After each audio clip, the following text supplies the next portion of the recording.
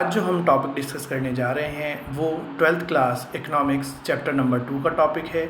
और इस टॉपिक में हम लोग पढ़ेंगे कि इंडिया ने अपने इकोनॉमिक डेवलपमेंट प्रोसेस को आगे बढ़ाते हुए 5 ईयर्स प्लान में और क्या क्या इम्प्लीमेंटेशन किए। तो सबसे पहले मैं बता देता हूँ कि इंडस्ट्रियल डेवलपमेंट होता क्या है। इंडस्ट्रियल डेवलपमेंट का मतलब होता है इंडस्ट्रीज़ को एक कंट्री में डेवलप करना, इस्टेब्लिश करना और उससे गुड्स एंड सर्विसेज प्रोड्यूस करना, जिससे कि एक कंट्री का जो प्रोडक्शन है एक ईयर में, जिसे कि हम जीडीपी कहते हैं, ग्रोस डोमेस्टिक प्रोडक्ट, वो बढ़ाया जा सके। तो इस टॉपिक में हम लोग देखेंगे कि इंडिया ने अपनी इंडस्ट्रीज़ को डेवलप करने के लिए क्या क्या काम किए और कैसे उससे इंडिया को बेनिफिट हुआ। जी, तो सबसे पहले मैं आपको बता देता हूँ कि इंडस्ट्रीज़ को डेवलप करने का जो काम है वो पब्लिक सेक्टर को दिया गया था और पब्लिक सेक्टर इसमें बहुत बड़ा रोल प्ले कर रहा था। जी, all the industries were set up under the public sector enterprises. तो जैसे कि आप देख पा रहे हैं, इन्होंने बताया है कि यहाँ पर 3 मेन कैरेक्टरिस्टिक्स थे जो पब्लिक सेक्टर को दिए गए थे इंडस्ट्रीज सेटअप करने के लिए। वो थे shortage of capital with private sector. तो पहला रीज़न ये था पब्लिक सेक्टर के अंडर इंडस्ट्रीज सेटअप करने का कि पब्लिक सेक्टर ही लायबल था, क्योंकि पब्लिक सेक्टर जो है वो गवर्नमेंट के द्वारा इस्टेब्लिश किया जाता है और प्राइवेट सेक्टर के पास इतने फंड्स नहीं थे कि वो अपनी जो इंडस्ट्रियल सेक्टर है वो डेवलप कर सकें, क्योंकि उस समय इंडिया के पास एंटरप्रेन्योर्स होते ही नहीं थे। रतन जी टाटा और जो है बिरला ग्रुप, यही 2 सबसे पहले एंटरप्रेन्योर्स थे इंडिया के। तो बाकी कोई और एंटरप्रेन्योर इंडिया में था ही नहीं। जी, दूसरा रीज़न है lack of incentive for private sector. जी, इसका मतलब ये होता है कि प्राइवेट सेक्टर के पास ना तो इतना पैसा था और ना ही एंटरप्रेन्योर्स थे जो इंडिया में किसी मेजर प्रोडक्ट में अपना इन्वेस्टमेंट कर सके। और इंडिया ने ये पॉलिसी अपना रखी थी कि वो किसी भी प्राइवेट सेक्टर की इंडस्ट्री को अपने किसी भी मेजर पॉलिसी में इन्वॉल्वमेंट करना नहीं चाहती थी। उसका रीज़न ये था, इंडिया की जो गवर्नमेंट थी वो ये नहीं चाहती थी कि प्राइवेट सेक्टर जो है वो किसी भी तरह से कॉम्पिटिट करे इंडिया की न्यू इस्टेब्लिश इंडस्ट्रीज़ को, और इंडिया जो है अपने इकोनॉमिक डेवलपमेंट प्रोसेस में पीछे रह जाए। जी, तो तीसरा ऑब्जेक्टिव क्या था? तीसरा जो मेन कारण था पब्लिक सेक्टर इंटरप्राइजेस को इस्टेब्लिश करने का, वो ये था कि पब्लिक सेक्टर इंटरप्राइजेस को जो मेन मोटिव होता है इस्टेब्लिश करने का, वो ये होता है कि पब्लिक सेक्टर से उस कंट्री की जो पब्लिक होती है उसका वेलफेयर उनका मेन मोटिव रहता है, ना कि प्रॉफिट अर्न करना। अगर इसे कंपेयर किया जाए प्राइवेट सेक्टर से, तो प्राइवेट सेक्टर का मेन मोटिव होता है प्रॉफिट अर्न करना, क्योंकि इंडिया का ये अभी स्टार्टिंग प्रोसेस था इकोनॉमिक डेवलपमेंट का। तो इसलिए इंडिया नहीं चाहती थी कि उसमें प्राइवेट सेक्टर को इन्वॉल्व किया जाए और वो गुड्स एंड सर्विसेज सिर्फ एक पर्टिकुलर सेक्टर के लिए ही प्रोड्यूस करे, ना कि all the 3 sectors of economy. तो इसलिए भी सारा जो जिम्मेदारी थी इंडस्ट्री सेटअप करने का वो पब्लिक सेक्टर के अंडर ही रखा गया, और जो है पब्लिक सेक्टर इस काम में एक बड़ा ही माइलस्टोन साबित हुआ। तो मैंने आपको बता दिया कि इंडस्ट्रियल डेवलपमेंट कैसे किया गया, पब्लिक सेक्टर उसमें क्या रोल प्ले करता था। अब हम देखते हैं नेक्स्ट जो टॉपिक है हमारे सामने, वो ये है कि इंडस्ट्रीज़ को किस तरह से क्लासिफाइड किया गया। इंडस्ट्रीज़ को क्लासिफाइड 3 पार्ट्स में किया गया, एक सेक्शन ए, दूसरा सेक्शन बी और तीसरा सेक्शन सी। तो सेक्शन ए के बारे में मैं आपको बता देता हूँ कि उसमें किस तरह की इंडस्ट्रीज़ थी।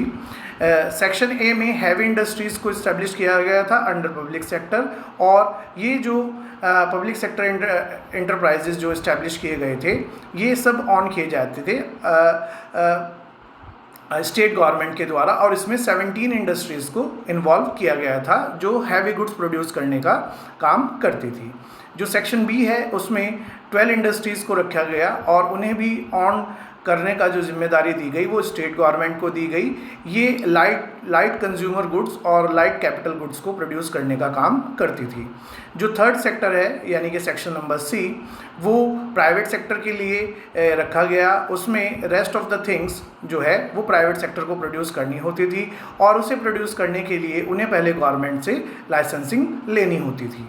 जी, तो इस तरह से मैंने आपको बता दिया कि इंडस्ट्रीज़ को इंडस्ट्रियल डेवलपमेंट क्या होता है, उसमें पब्लिक सेक्टर का क्या रोल था, और इंडस्ट्रीज़ का क्लासिफिकेशन कैसे किया गया by the Indian government for the development of economic planning. जी, अब आगे हम लोग देखते हैं कि इसमें और क्या क्या चीज़ें बताई गई हैं। इसमें बताया गया है कि इंडस्ट्रियल लाइसेंसिंग क्या चीज़ थी। जी, तो इंडस्ट्रियल लाइसेंसिंग के बारे में बता देता हूँ। इंडस्ट्रियल लाइसेंसिंग से यहाँ पर गवर्नमेंट का मतलब था कि कोई भी प्राइवेट सेक्टर जो अपनी किसी भी तरह की प्रोडक्शन करने के लिए गुड्स एंड सर्विसेज प्रोड्यूस करना चाहता है, उसे फ़र्स्ट ऑफ ऑल इंडिया की गवर्नमेंट से उसका लाइसेंस लेना पड़ेगा। उस लाइसेंस को लेने के बाद उस पर प्रोडक्शन की कुछ रेस्ट्रिक्शन होगी। प्रोडक्शन की रेस्ट्रिक्शन से यहाँ पर मतलब है कि वो एक लिमिट से ज़्यादा गुड्स एंड सर्विसेज प्रोड्यूस नहीं कर पाएगा, और जिस चीज़ का उसे लाइसेंस मिला है वो उतने ही गुड सर्विस और वो ही गुड सर्विस सिर्फ प्रोड्यूस कर पाएगा। तो ये सब इंडस्ट्रियल लाइसेंसिंग के अंडर आता था। जी, दूसरा इसमें बताया गया है अकॉर्डिंग टू इंडस्ट्रियल लाइसेंसिंग, जैसे कि मैंने आपको ऊपर बताया, इंडस्ट्रियल लाइसेंसिंग के अंडर अगर आप लोगों के पास कोई भी गुड्स एंड सर्विसेज प्रोड्यूस कर रहे हैं, उसकी लाइसेंसिंग नहीं है, तो आपको क्या किया जाएगा कि आपको पेनलाइज किया जाएगा और आपकी जो इंडस्ट्री है उसे बंद भी कर दिया जाए। तो that all was done by the Indian government for restricting the private sector को गुड्स एंड सर्विसेज प्रोड्यूस करने से, और इस काम में बहुत समय लगता था। इसीलिए ये प्रोसेस जो है इंडिया ने पब्लिक सेक्टर इंटरप्राइजेस को डेवलप होने देने के लिए और प्राइवेट सेक्टर से कंपटीशन ना मिलने के लिए ये पॉलिसीज़ जो हैं इंडियन गवर्नमेंट ने अपनाई थी for the development of public sector enterprises in India. जी, अभी इसमें नेक्स्ट देख लेते हैं। In next what they are saying, that is small scale industries. तो स्मॉल स्केल इंडस्ट्रीज़ के बारे में मैं आपको बता देता हूँ कि स्मॉल स्केल इंडस्ट्रीज़ क्या होती हैं।